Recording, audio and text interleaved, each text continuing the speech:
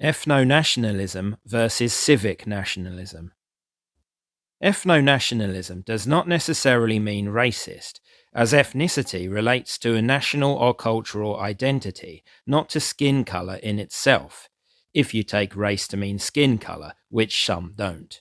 It does, however, have a genetic element, because to be part of that identity, you generally need to have an ancestral link to your countrymen, or at least the geographical region your country is in. If you take Britain as an example, for 1,000 years we have generally been a mix of Celtic, Anglo-Saxon and Norse, including the Normans. Before that it was Celtic and other types of ancient Britain. Pre-mass immigration, 1948 onwards, there have been small amounts of other migration, such as French Huguenots, which will be in our gene pool. Thus, I consider ethnically British, as opposed to civically British, as being able to trace your lineage back to pre-mass immigration Britain. I, for example, had a DNA test which found me 83% English, Anglo-Saxon, 6% Welsh, Scottish and Irish, Celtic, and the rest Germanic, Dutch and Danish. These tests are not completely accurate and subject to constant re-evaluation, but the results do mean I can consider myself ethnically British. So does my family tree. My father has traced this to the 16th century on his side and the 18th century on my mother's side. It isn't a complete tree, although quite a lot of it has been uncovered. In the information we have, there are no records on either branch of anyone marrying a spouse without an English or British name. Neither do the children of these unions have non-English first names. Of course, some immigrants, such as the Russian Jews of the 19th century, were known to change their names in order to fit in. However, my father's family came from rural Somerset, where there was even less migration than the negligible amount that would have been found in London and the larger cities. My mother's came from Norfolk, which again would have been a very homogeneous area, with a few Dutch settlers in the larger towns during the religious wars of the 16th century.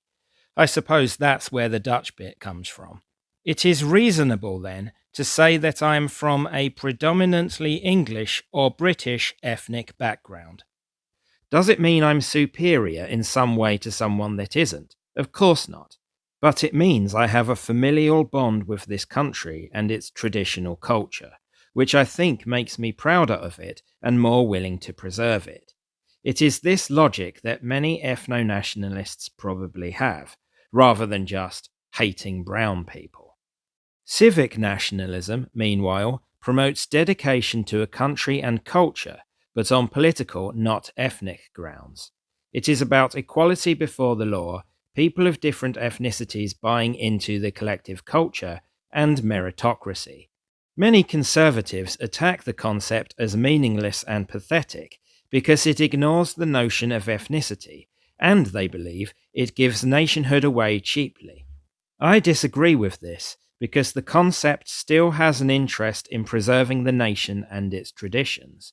It just doesn't exclude people who don't fit the ethnic mold, which in the modern world is an increasing contingent. I would rather have an ethnic Ghanaian who fully accepts British culture and benefits the country, than an ethnic Pole who doesn't care less about it and contributes nothing. Many ethno-nationalists would consider the Pole ethnically, or indeed racially, closer to the British, and thus prefer him. Neither does civic nationalism have to involve multiculturalism, in which parallel cultures exist together rather than one unified and homogeneous culture. Nor does it need to be a pushover in terms of immigration. Wanting those already in the country to integrate and hold shared values is a different proposition to letting many others in. Civic nationalism doesn't even need to involve any further immigration. I consider myself, then, a civic nationalist, because we need to work with what we have and give those already here a chance to be part of Britain, so long as they integrate. I want no more mass immigration, though. However, I am not squeamish about drawing ethnic distinctions. The fact of the matter is that for centuries, the British and English have had a predominant genetic makeup. There is no harm in saying that, and no harm in having positive feelings about it. It's time to stop the self loathing the intellectual elite tries to impose on us.